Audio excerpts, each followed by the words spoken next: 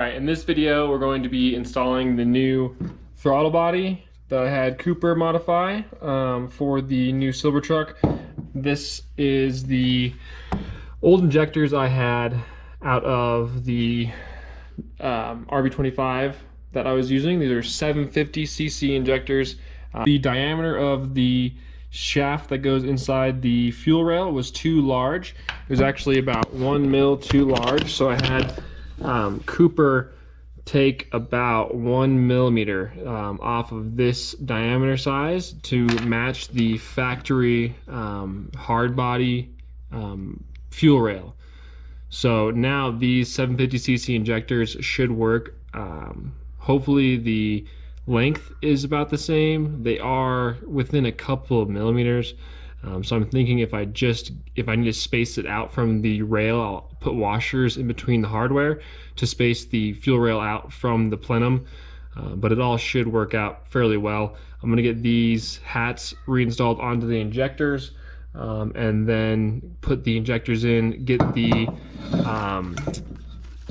new throttle body installed, get the rest of the cold side plumbed, and then we'll move on to the micro squirt wiring, where I'll go over all of the sensor hookup and the ground wires you'll need to install to create the new harness. But for now, we'll get the injectors. But these were actually in my Nissan for quite a while, prior to them being swapped out for the 1000cc injectors that I have in it now.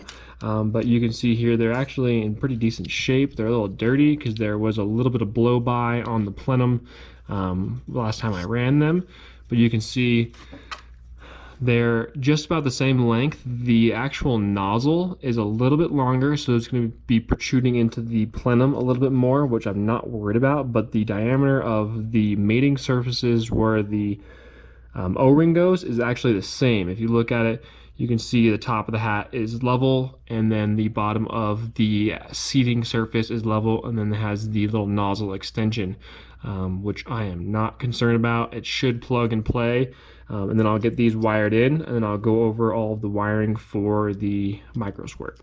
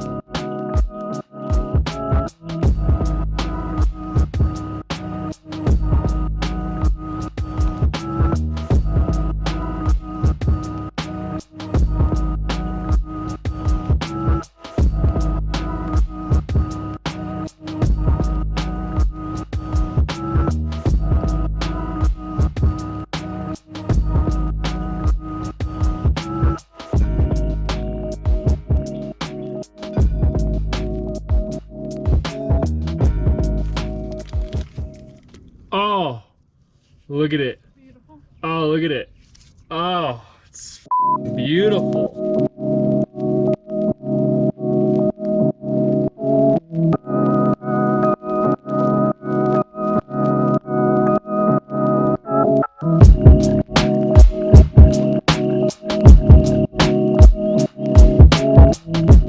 You have 240 injectors and you mill this down a millimeter, you can put them in your D21, which is quite impressive actually.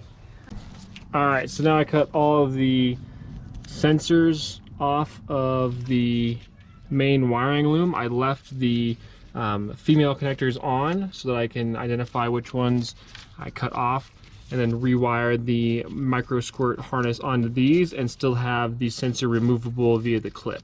Alright, so I got all the intercooler piping installed and I forgot the wastegate, so I just got this welded on by Coop. Shout out to Coop for always, short notice getting my shit welded together. But I'm gonna get this installed, boost controller installed, and then I'm gonna mount up the ECU get it mounted into where the glove box was, because it's the only place that really will hold all electronics the way I want it to.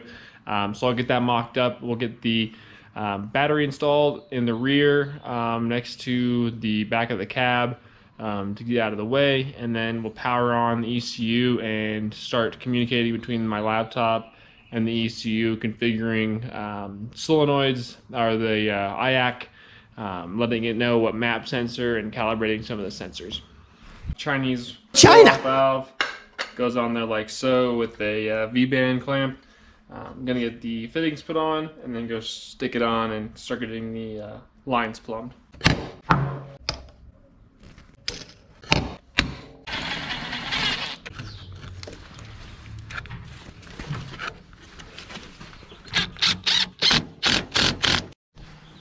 So I decided I'm going to run my own power to the injectors and just clean up everything. So I cut the harness off right at the main loom, left the windshield wiper motor wiring.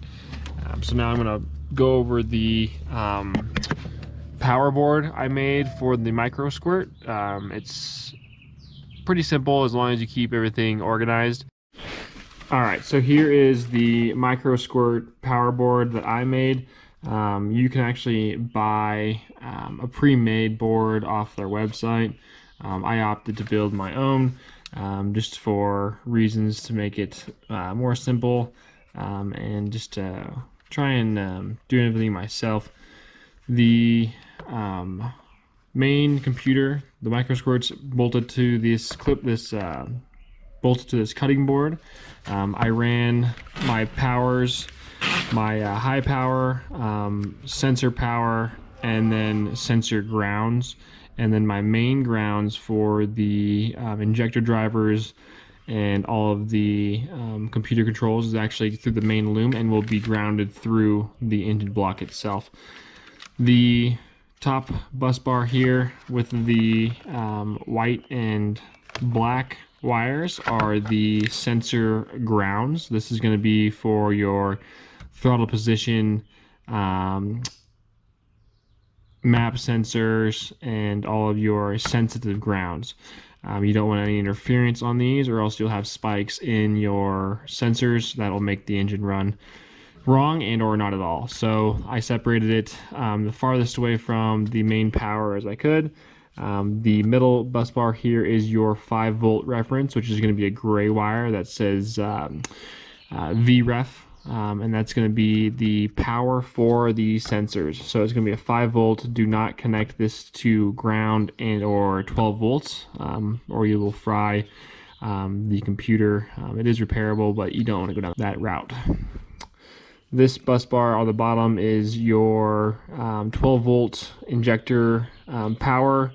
The main relay is the brown one here. This controls the first 3 buses on this, and it controls your power to the computer, the injectors, and if you need to power your fuel pump and or the O2 sensor, it'll come off of here.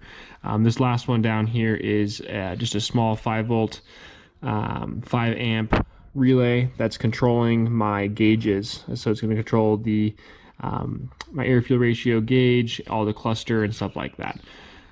These wires down here that I separated are going to be, they're not going to be used at first. There's your bootloader, which will be hooked up to a grounding switch just to put the ECU in bootloader mode. And then you have all of your LED warm-up warning lights and some of the dash components that we're not going to be using. The rest of the wires in here are going to be for your sensors. So you have your throttle position sensor, map sensor.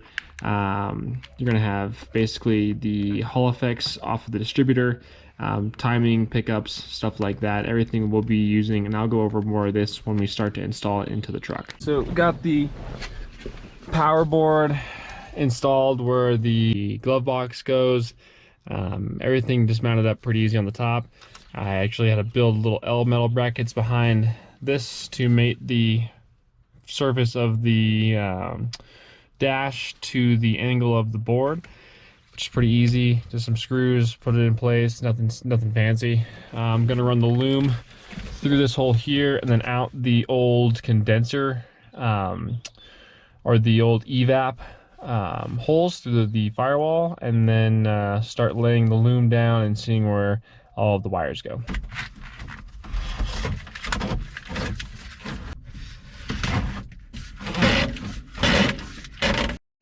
So we got the loom ran through the firewall, just through one of the old evaporator holes, because this is a factory AC truck.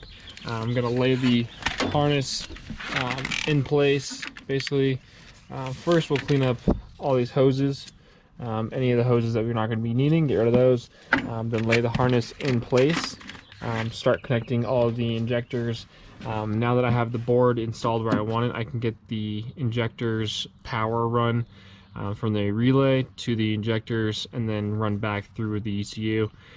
Same thing with the IAC control, the map sensor. I'll have to mount because it's an external map sensor, and I'll go over that when I wire them up.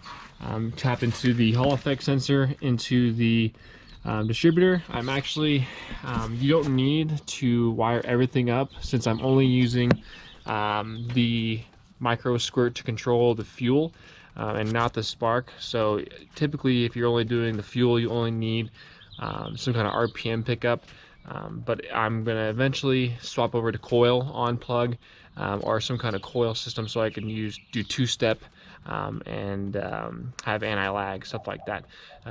But for now I'm gonna get the hoses cleaned up and get the wires ran to where they need to go, start cutting things and getting power ran. We're gonna start with the injectors.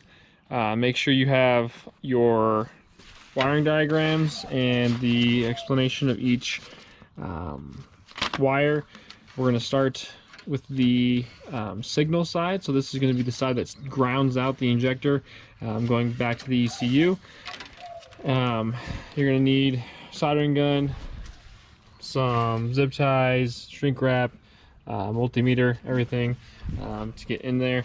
What you're going to do is there's only two outputs for the injectors. So there's injector 1 and injector 1 and injector 2. Half of them go to green, half of them go to blue. On the micro squirt, there is not sequential injection, so you actually can't it might run a little rough at idle, but it's going to be able to control the correct amount of fuel. Meaning if it did have sequential injection, it would actually use the timing to spray the fuel when the intake valve is open.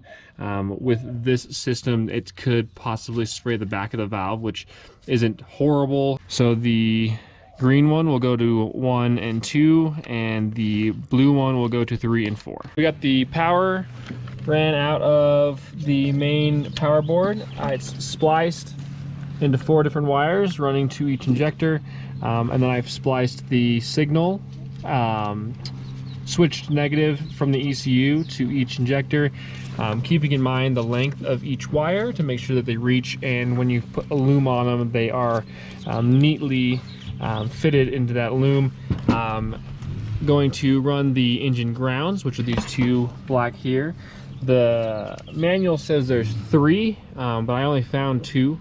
And then there's a pin 20 that has the sensor grounds on the board, which we'll go over more once I start connecting the map and throttle position sensor that require that sensor ground.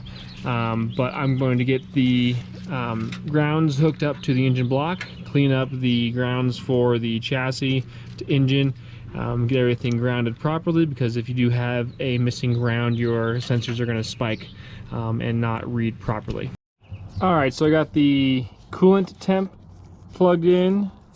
I got the intake air temperature moved from the stock air box, which this is the truck air box intake air temperature sensor that I pulled out, and I drilled a hole in the intake here, and I just used a little bit of RTV around it to clean it up a little bit. It's not the prettiest thing, but it's sealed, so I'm not too worried about it. Then I'm going to run the sensor wire back to pin 26, I think, the IAT pin, which is the intake air temp pin, and then the other one is going to go to the sensor ground, which is pin 20 on my power board. All right, so it's been a couple of days. Finally got some time to work on it again. I got the intake air temps wired up. Like I said, this goes to your sensor ground, and this one goes back to the ECU directly, the IAT pin. In the meantime, I got the exhaust welded up. It's very crude, and most of my stuff only has about a 2-foot exhaust, so it's fit in very well with all my other cars. The O2 sensor I got plumbed into the back. It is an old wideband that I had. I'm just going to be running it standalone, not going to be feeding back anything to the ECU unless I see some kind of variations in the tune that could benefit from it. I'm thinking it's going to be pretty crude anyway, so I'm not too worried about it. I have to clock the housing about 15 degrees so that the fitting's up and that the drain's down. I'm going to get the battery relocated to the back with these cables, and then take the bed off because I've decided that I don't want to run the bed. I just don't like how it looks, so we'll be cutting off the end and then putting a cage on the whole thing. After that, we will be getting some gauges put in. I'll get the boost gauge, the AFRs, and maybe oil pressure, and then we'll fire it up with the computer and start. First, we have to program the sensors. Tell the ECU we're running a 3-bar map sensor. I got the map sensor all wired in. It's pretty straightforward. There's just your 5-volt reference power, the pin 20 sensor ground, and then your map wire, which is the green and red one. And that's pretty much it. Got to get the timing pickup from the distributor wired in now, and then once I get the power run to the board, I'll have to run all of the sensor grounds to the board. So these are my sensor grounds here. This is from the map and the TPS. I'll have to run the power from the board here, which is going to be my 12-volt switched from this relay here. So this is my 12-volt high volt. Goes through a fuse block, and then it'll go to the ECU, and then I'll have the injectors, and then so you'll hear fast idle has one as well. If you're running coils, you would tap into this bar just for a 12-volt power source on the coils for each individual coil. We're running a distributor, so we don't actually need to do any of that wiring. I'll get this wired up. I'm actually going to plug my sensors or my gauges into the little 5-amp relay here, which is just controlled by this 1 bar, which is the far top left. All right, so I got the Hall effects sensor wired up from the distributor. There's a opt-in negative, opt-in positive. I haven't been recording much. I lost my shirt, but we got everything wired up. I wired my relays. I've got the ground, which I connected to my sensor grounds down here, and I will connect it to the chassis up in behind the airbox. I've got the 12 volts constant going to the relays, and I got the battery mounted in the back. This isn't permanent. It's just going to be like this for now. I'm going to build me a cage with a battery box mounted to it. Got the battery cables up to here, grounded, and then grounded to the chassis, where I have multiple grounds coming back. Everything else should be good. All I have to do now is get the 12 volt switch onto a switched circuit. I'm thinking either out of the radio harness or the climate control harness, or I'm going to go all over to the fuse block and connect this there so I can get keyed on power to turn on the relays, to turn on the bus bar, to turn on the micro squirt, to get everything running. Everything's still kind of loose. I'm leaving it like this because I'm assuming I'm going to have a couple bugs to work out, but I'm going to plug in the laptop and get I had to go buy an adapter that adapts this serial to a USB because my laptop doesn't have a serial port, and most new laptops won't. I just ran my serial port on the harness here. I actually just, so before you install your micro squirt, you're gonna pull off a couple of cables that come right out and feed my bus bars, and it's gonna tee off here and go to your relays, and do all of the interior controls. And off of that, I left the serial plug-in just zip tied to the harness right there. So when we want to tune it, we'll just plug it in here and run it to the laptop. All right, so I got the 12 volt constant run over to the box over here. Everything's powered up. I had a communication issue that was really pissing me off. This COM port with the adapter is the shittiest way to do this. I would not recommend doing this because it's very finicky. If you can get an older computer that has a serial port, it'd work better. But I got into here, it's finally communicating. I set my throttle, set the map sensor, and now I need to probably pull some fuel out of it because I have the 750cc injectors in there. So I'll pull some fuel until it doesn't run anymore, and then I'll kind of just tap it up a little bit and look at the AFRs and make sure everything's good there. All right, so we got all of the loom on, everything's wired up. I'll actually go over the exact wiring for the Dizzy. I'm actually using the sensor inside to trigger the micro squirt, and then I'm actually running ignition 1 to the coil to trigger the coil. We got Eric coming here from SQC. He should be here in a couple minutes. The map is so off I can't even get it to start, and I'm not very familiar with it, so he's gonna swing by, plug in a map, get this thing tuned. We're gonna road tune it today, and then maybe a week or two we'll put it on the dyno and see what it makes.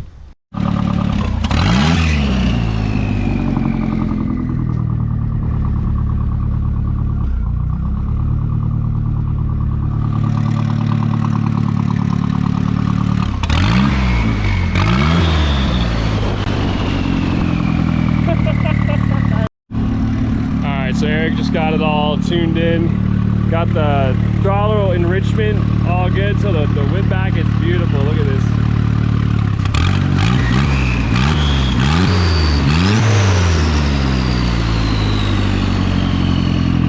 Runs good. Alright, we're gonna go test drive it now. Ready? Yep. Only die once, right? The exhaust used to be right here, remember? It was louder than a Well, I'm grateful for hood exit. Me too. Or lack of hood, whatever. The TPS sensor keeps moving on me though. Yeah, what's up with that? It's gotta have something wrong. I have a boost cut set at about 10 pounds. So is that fuel cut? Right. Hold on, I gotta get more fuel in it though. Nice, 11.5.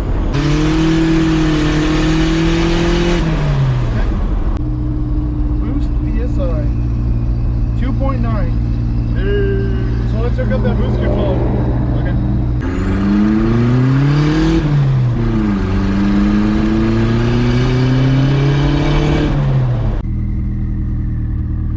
Can't believe what 2 pounds does to a motor. Right. Oh, there's boost cut. Maybe.